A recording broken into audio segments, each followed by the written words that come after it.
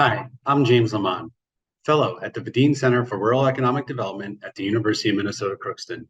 Today, we're going to talk about foreign land ownership in the United States and its implications on agriculture. Over the last decade, we've seen a marketable increase in terms of foreign ownership of agricultural land. This has sparked a number of concerns from national security to economics to supply chains. In effect, many national security concerns pertain to two things. First and foremost, it's securing the nation's food supply chain. Secondly, co-locating next to defense installations or within a close proximity also have created many disputes. And we're actually going to talk about one later in the video because this discussion is now happening in Congress. There are economic implications as well.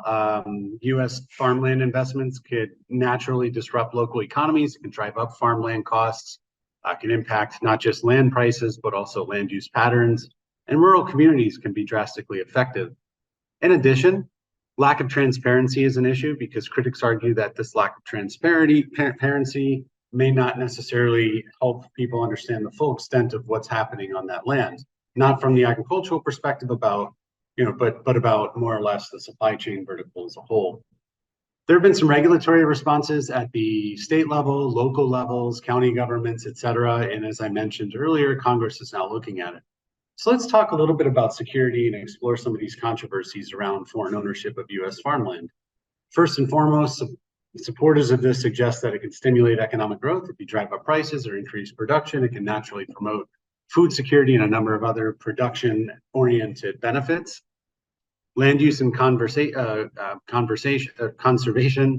Some critics worry about potential changes in land use and then naturally the conservation efforts. However, depending on what country the company that owns the land is from, there may actually be improved upon conservation efforts in place. Then you have the legal and regulatory challenges, especially at the state level, because there are a lot of states that have laws against ownership, whether it's corporate farming laws or if it's just laws in general that pertain to who and how much land can be owned by one company.